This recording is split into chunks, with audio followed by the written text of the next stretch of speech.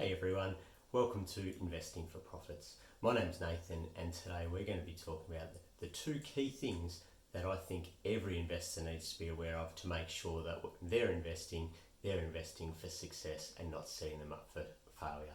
So with that, let's get into it.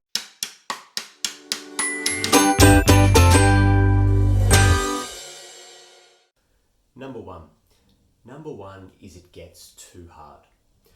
This is the person or this is the situation where someone goes into an investment with those beautiful rose-colored glasses on thinking, this is going to be amazing. I'm going to put my money into this investment, or I'm going to go and become an investor. It's going to be something that is going to make me an enormous amount of money. What they aren't focusing on is what goes in behind the scenes. What they aren't focused on is potentially the risk of what happens when you put your money into the stock market or into an investment.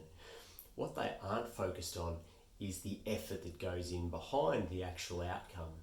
So this so often brings people undone. What will happen is they'll go in and they'll expect to get maybe 5%, 10%, 20, maybe 100% returns.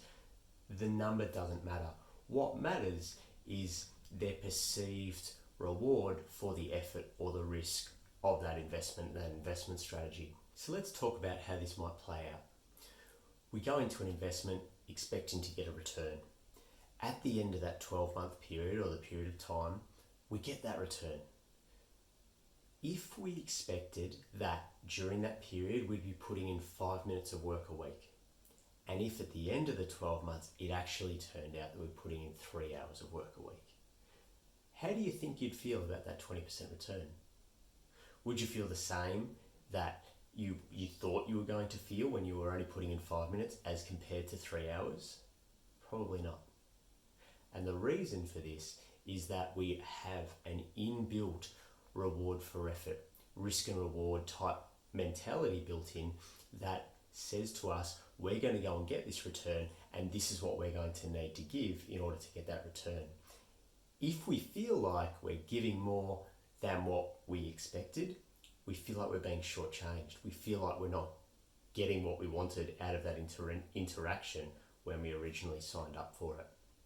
This is why it's so important to make sure that when you're going into the process, you're really clear on what's required at your end to be successful. 2, something shiny turns up. How many times have we seen this? This might be where we've got someone that's already successful in what they're doing an amazing job with their current investment strategy. And then someone else in the workplace down the street starts talking about something shiny that they're doing. And all of a sudden the focus shifts and we've gone from being successful over here within our circle of competence, within an area or a topic that we're really comfortable with and doing a great job, and we shift focus and we go and focus on something that's shiny, that has greater returns or greater opportunity. This almost always results in failure. The other example of this is where we've got someone that doesn't yet have a circle of competence that jumps on something shiny. It goes okay, maybe it doesn't go so well, and then someone else talks about something over here, so they jump over here, and then they jump over here, and there's constantly shiny things that are pulling them from one to another, and they really don't give themselves an opportunity to be really successful in any of those key topics, investment strategies or investment philosophies. I do want to be really clear on one point here though. There is nothing wrong with where there is a greater investment opportunity or where there is a perceived greater return to go away and have a look at that return and that opportunity. In fact, if we didn't, we'd be doing ourselves an injustice. The point I want to make here and make really clearly is that if you have a core strategy that's already working for you and something comes up over here that has potential or has a greater return opportunity, make sure that you stay focused on the core of your investment philosophy and spend some time playing over here. Make this a hobby. Make this something that, yes, you're investing time and effort into, but not at the sacrifice of your core. When you get this to a point that it has now exceeded what your core is, then shift gear. Okay, but until that happens, make sure that you hold on to the core. Sometimes this happens consciously where we change focus and we move to something over here.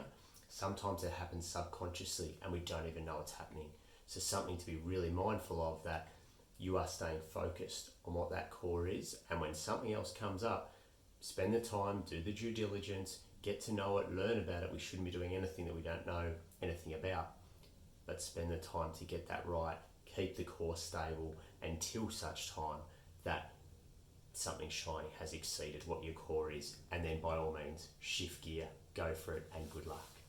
What I see all too often is that someone that has this core focus, something shiny comes up and they start focusing that time and energy over here. They'll then potentially something else might come up, or this doesn't work and they come back. So often I see that they would have been better off just staying where they were. You know, have something to play with over here, no problem. But the core being the core, better off staying where you are until you know that this is ready to go. The further you drift from the circle of competence and from your own skill set, the greater your risk.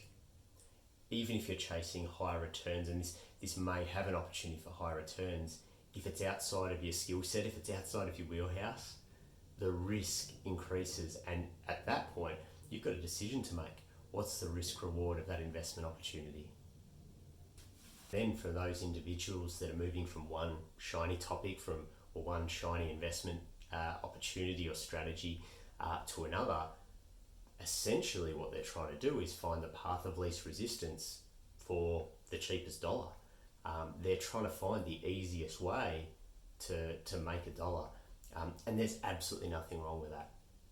Important to note though is that if you are jumping from one to another, you're not becoming competent in anything per se. You're not building that skill set in anything. You're not giving yourself the opportunity to be really successful in one of those strategies. Sometimes it's that get in line, stay in line mentality, where you pick something, you find something that you think is within your skill set. If it takes a high degree of fundamental analysis, is that something that is within your skill set? If it's something where it's a real technical trading type thing, is that something that's within your skill set? Or is it something that maybe it just takes a lot of time, it takes a lot of research? Again, is that in your skill set? What is it that you are good at, that you're drawn to, that you're passionate about and enjoy? And start there. Invest your time, invest your effort in it, become competent in it. And then, and only then, once you've done that, when something else comes up, do you make sure you hold that circle of competence, spend the time that you need to on this new shiny activity that may end up being a much better activity, but if you jump too soon, it may end up being the one thing that brings you right back to square one, or potentially further back again. Always bring every investment strategy back to what is a risk-free investment. A risk-free investment is really considered a government bond, a government T-bill, where you are going to give some money, invest some money into that bill, and you will get a return back over a period of time. And that return isn't going to be anything that's too exciting. It's going to be very, very small. From there, you start pushing out to 5, 10, 20, 100% returns. The view of this for me is really simple. Anything beyond that 2%, you are getting closer to gambling. You're getting closer to going down to the casino and saying red or black. The risk here is that in this example of getting closer to gambling and red or black, you aren't the casino. This means, simply put, is that if you want to have returns that exceed what a government bond or a government T-bill is going to offer, you need to find a way that you can earn those returns.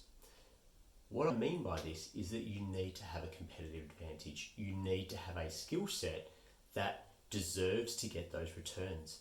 More often than not, that's going to mean some form of investment in yourself, investment in your skill set, so that you can go out and get those returns. One of the things that I know people are going to be saying is, but the S&P is going to get me 7, 8, 9, 10%, depending on the period of time you look at. They're the long-term returns. There is risk that comes with that. Depending on when you buy, if there's a crash straight off the back of that, that 7, 8, 9, 10% return is no longer 7, 8, 9, 10% return. That could be a 40% down investment. That's a problem. So it's really important to be mindful that as you're shifting away from the government bond, government T-bill interest rate opportunity, you are going to be taking on more of a risk. It's about spending the time getting that competitive advantage so that you deserve the returns that you get. And the great thing about this is it's not hard. It can absolutely be done. There is so much information out there on how it can be done. It can be done. But it's important that if you don't have that knowledge, that if you don't have that skill set yet, get it before you go and put your money in. Make sure that you're not the person that's out there chasing something shiny. If you are the one chasing something shiny, like a cat chasing a spotlight, you better believe that there's someone else out there controlling that light, taking advantage of your inexperience and your lack of upskilling in yourself. So really important that you spend the time to get that right. Avoid these two pitfalls. Just on reality first. Whenever I go into any investment, I'll go in looking at the business, trying to understand what the investment opportunity is and trying to value the organisation. For the most part, I'm a value investor. Historically, I've done a lot of trading. For the most part now, it's value investing. What that means is that I'll go into an investment looking at what do I think this is worth. Everybody knows Google. Let's talk about Google.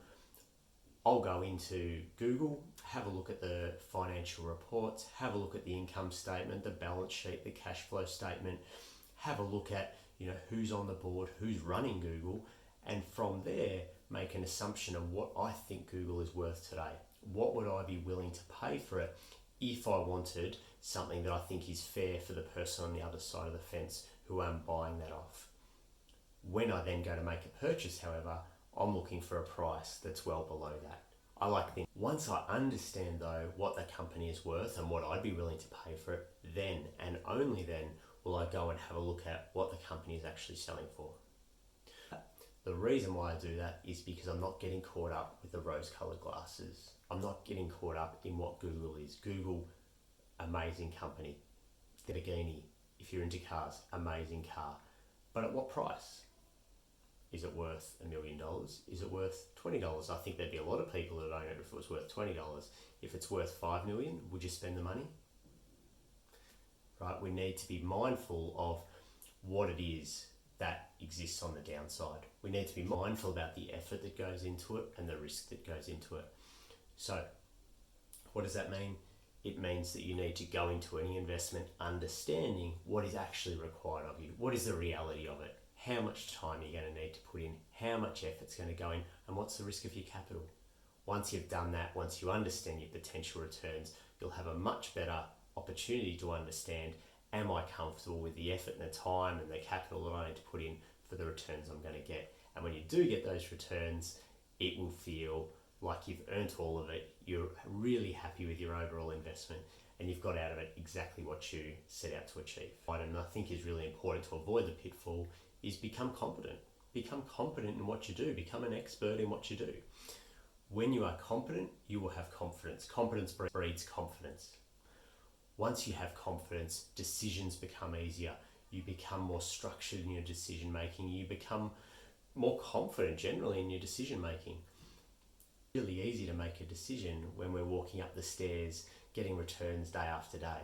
Where it becomes difficult to make a decision and where it becomes extremely stressful to make a decision is once you're on that elevator and it's going down, right? How often have we, once you've got that competence and you are generating results, continue to do that. Continue to beat on your craft. Continue to generate profits, revenue, increase your investment portfolio by focusing on your craft and driving through your craft. Play on the outside as well. Enjoy that. Explore different opportunities. But don't lose focus on that core competence that you've been able to create and generate until you are ready to shift gear to another investment that you have that same level of competence and confidence in. I hope this has been really valuable for you, and if it has, please click the like button down below.